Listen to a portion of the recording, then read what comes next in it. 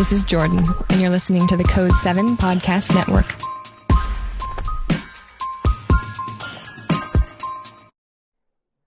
In 2010, I was working in dispatch. And during that time, I was going to school. I was doing my graphic design college courses to get my bachelor's. And one of the things that we needed to do for one of the classes was it was in digital storytelling. What they wanted us to do was to share a story and tell a story, really. And there was two different ways we could do this. We could either do it in animation with music and narration, or we could do still pictures, also with the music and some sort of narration to tell that story. Well, during that time, I was playing around with the idea of sharing dispatch stories. I found out that the general public, a lot of people really don't know what it is that 911 dispatchers do on a daily basis. So I wanted to do something about that. I wanted to share some stories. And this is the earliest form of what is now within the trenches, and even sharing stories through the I-911 movement and Imagine Listening. I got two of my co-workers to help me out with it.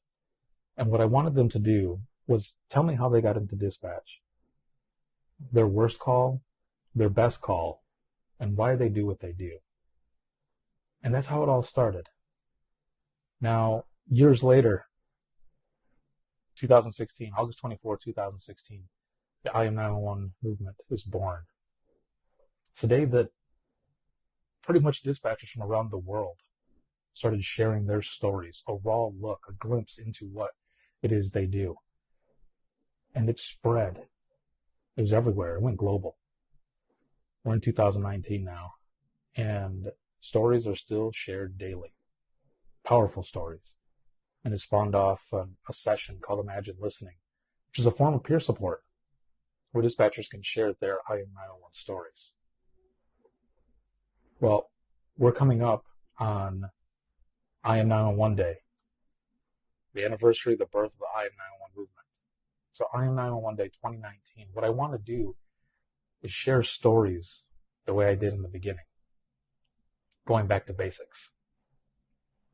And that's what I'm looking for a lot of you to help me out with, to share your stories.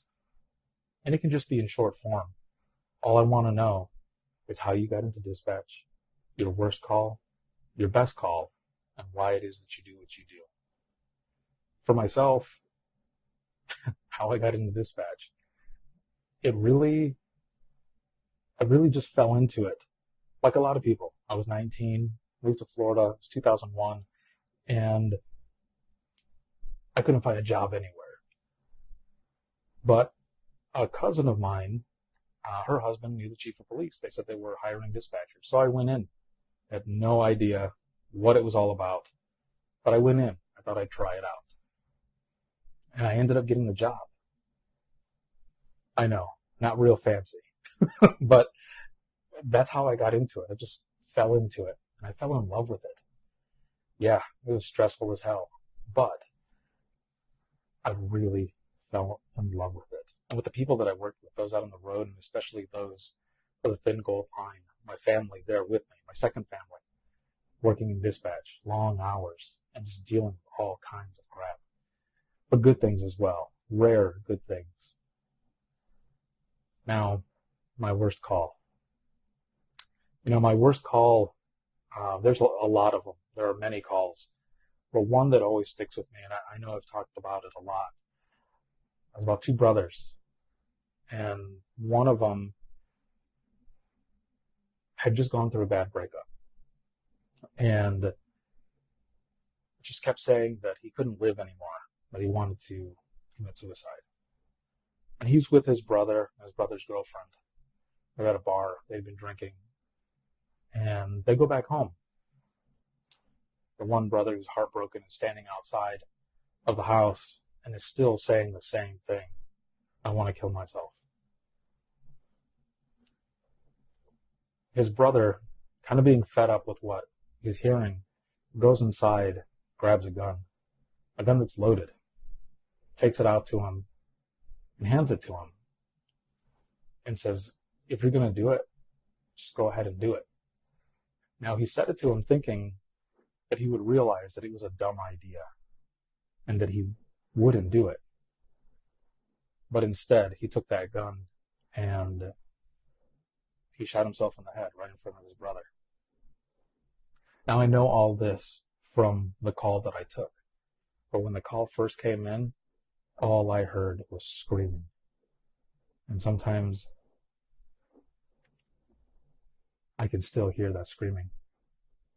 I thought it was two females on the line. The person I was talking to was the one brother's girlfriend that had been out at the bar with them. And she just kept screaming and screaming and screaming.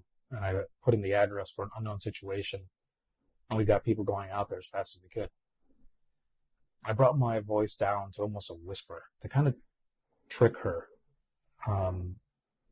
There's a technique that I learned in my training that if someone is just screaming and screaming and you're trying to get their attention, your voice is just kind of background. But if you go bring it down to a whisper, it kind of makes the person think, was there anybody there? And then they stop. And then you jump in, you start asking questions. Now, I asked who the second female was that was there. And she said, there's no other girl that's here. That's actually my boyfriend.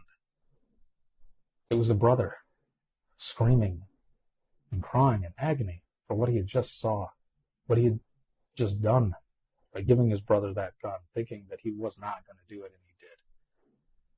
The brother ended up getting the gun as well, and he eventually put it down. He just kept yelling, I'm going to kill myself now. I can't believe he did it. I can't believe he did it.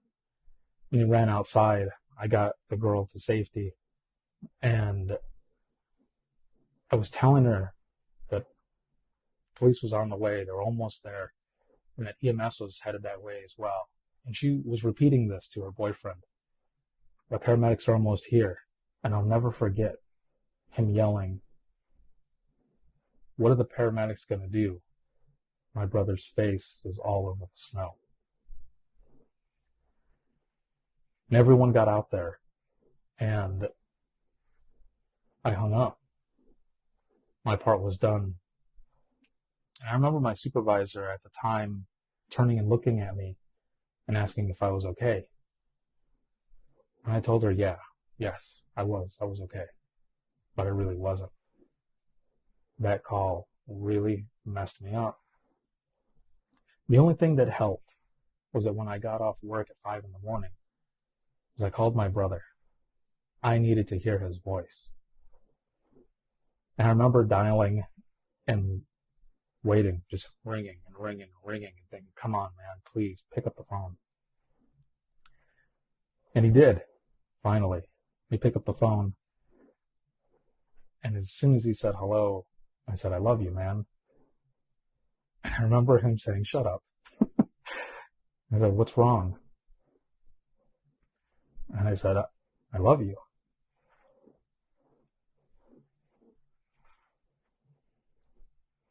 And he asked again,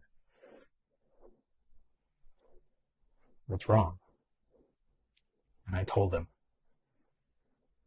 And at the end, he understood. I just needed to hear his voice.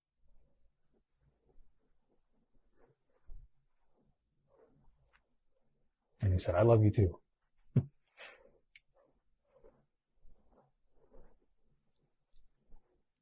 That's probably out of all the calls, the one that sticks with me the most. And it always will. It'll always be there. But in sharing these stories, that's how we manage it and can continue on and get past it. Now, probably my best call out of all the calls that I had that had those rare good outcomes. It was a mom who called in. Her kids had been sledding. They had a pond that had iced over. But the kids were sliding down the hill to see who could get the furthest. And the youngest was the one who won the competition. However, The little girl ended up going all the way out into the middle of the pond, and it was thin ice.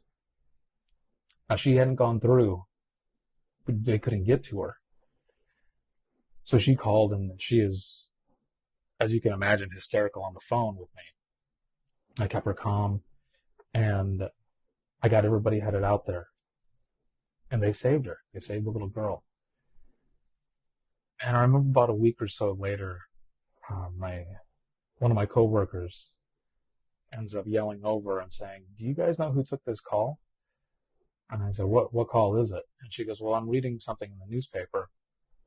And she starts describing the call that I just talked about. And I said, "That was my call." I said, "Why is it in the newspaper?" And she said that the parents had put out an ad and thanked all of law enforcement, fire, EMS, and the dispatcher who helped save their little girl.